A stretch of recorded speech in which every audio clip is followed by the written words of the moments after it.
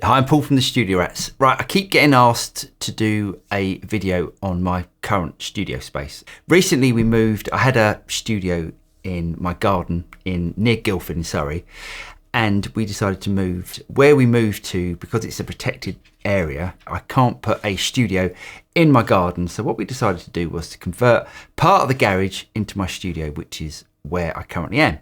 The whole build took about 3 weeks, and I've got a rough bit of filming that I did during that process. So let's have a quick look at that and explain what's going on. This is the garage as it was. This is just after we moved in, so we were in a complete mess, and a load of these boxes are actually all of my studio equipment and bits and pieces from the old studio. So the first part of the build was them creating a stud wall and putting, I think you Americans call it drywall, us English we call it plasterboard, up on the walls to create the space, and then having it plastered. Now, when we got to this stage, to be honest, I was a little bit worried because it did feel quite enclosed, I would say, but as it went on, it all worked out. Next, they decided to do all the painting, and at this point, I could start to see what the space was. Now, this space that I'm currently in is probably about half to 3/4 of the size of my previous studio. So I was a little bit worried about getting all of my gear into this studio, but it did all work out in the end. Next was the flooring, and this is about, I'd say, 2 weeks in. So this is the room empty but finished, and I decided to put some acoustic treatment in just to try and dampen the room. Now, I was hoping to put in as little acoustic treatment as possible because I wanted a more sort of open feel in this studio. And lastly, this is the finished result. This is currently where I'm working. But it's not a massive space, but to be honest, I love it. And I actually prefer it to my old studio, and it sounds fantastic in here as well.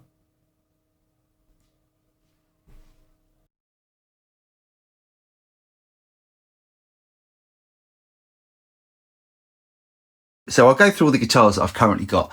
This is probably my oldest guitar that I've got. I got this when I was 18 when I was working at a music shop in London, and it's a Takamine FP360. It's a really, really good acoustic, and it records like really, really well.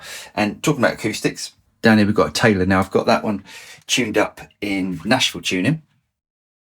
And then over to the electrics, I've got a Sir Pete Thorne, which I use for more of the rock stuff, and my Master Belt Strat, which has got P90s, and the latest edition, which is this Fender Poblano Strat, the black one. Next, my number one guitar, which is my Fender Esquire. That gets used for pretty much everything. Then I've got my Custom Shop 56. Next, another Custom Shop Strat and a Gretsch.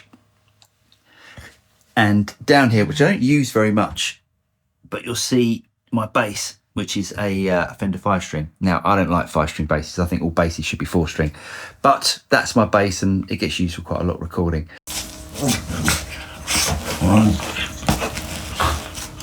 Hey! So down here, we've got my Matchless Independence 35. It's my go-to amp. It gets pretty much used for everything. And the new edition, which is the prototype at the moment, which is James and I currently working with Dennis Cornell on the Studio Rats amp, which is a 20-watt version, sort of version of my Matchless, and it's sounding great so far. We've got a couple of tweaks we've got to do to it, and then it's going to be released. And down here we've got our 2 Notes Torpedo, so if I'm doing any recording, I tend to use that because I love the way it sounds. So if we move over to the desk, monitor-wise, I'm using these IK Multimedia Precision MTMs, I think they're called, and I've been really, really impressed with these. Like before these monitors, I owned a pair of Key 3 monitors, which are really, really expensive studio monitors, and I tried the new IK Multimedia Precisions and was absolutely blown away with them. So what I decided to do was to sell my keys, and selling those monitors actually funded the studio build. Now you'll see a bunch of different sort of cameras around. There's my main sort of camera that you see me do my sort of VO stuff on, and a couple of cameras down here as well that do different sort of guitar shots. So I'll give you a little insight. If you ever sort of see me playing guitar and then it switches to a different angle, you'll know that I've made a mistake and I've cut in using that camera. My camera up here is my overhead camera. This is for recording pedals and stuff, so that can go up and down and depending on where the pedal is, I can move it all about, and you'll see dust on top of things. Now, currently we're having the house renovated, so even though it's in a completely different part of the house, I'm still getting dust absolutely everywhere. And for a clean freak like myself, it's driving me absolutely bonkers. Now, you see these big red things at the back. Now, when I originally was planning on doing the studio, I didn't really want these to be in there, but they make such a difference, and the room was quite echoey without them. So with these and all this sort of stuff in the corners, I think I had this made by Blue Frog Acoustics back some time ago in a previous studio, but they work really well. It really dampens the sound of the room and just sort of makes it sound nice and not too reverberant. So the rack has been thinned down quite a bit. That's the Draw of Doom up there, so don't look at that. I've got my Axe Effects and a Universal Audio Apollo, and to be honest, that's all that I use now. I used to have a big rack full of preamps and compressors and all that sort of stuff, and because I'm doing more and more YouTube videos and mixing wise, I'm tending to use a lot more stuff in the box. I don't really need any of the outboard anymore, so that's my basic rack. And down there you'll see my pedal board, and I did a video explaining all this last week, so you can go and have a look at that. So I've got a bunch of pedals in various drawers out in the garage, but I'm not going to show you the garage because it's full of building materials at the moment. But I've just got some of my go-to pedals that I use all the time. So we've got a bunch of Walrus pedals there, a couple of compressors, etc. And Great Eastern Effects Focus Fuzz, which is an awesome sounding fuzz. One of the only fuzzes that I actually like. Over here I've got little jam pedals shelf. I love jam pedal stuff, and I absolutely love the design as well. I think they look brilliant.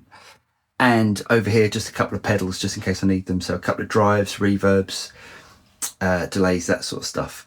The final result, I think, cost about £8,000. That is to raise the floor, completely insulate, put all the drywall up, electrics, plastering, all that sort of stuff. Now, I guess if I'd have done it myself, I could have done it quite a bit cheaper, but I would have bodged it and it wouldn't look as nice. I think the guys did an amazing sort of finish on this. They did a really good job. And to be honest, now we're using them to do other parts of the house. I'm really happy with it. It sounds great in here and it's a perfect space. I really like sort of working this close to the house. It's nice just to open the side door and I can get in. It's really secure. I've got security cameras up and there's alarms and that sort of stuff. So it's a real secure room, and as I said, I'm really happy with it. Anyway, I really hope you guys got something out of this. If you did get something out of this video, don't forget to like and subscribe, click on the bell button and you'll be notified of any future video that comes out from the Studio Rats. I'm Paul and I'll see you next time. Cheers.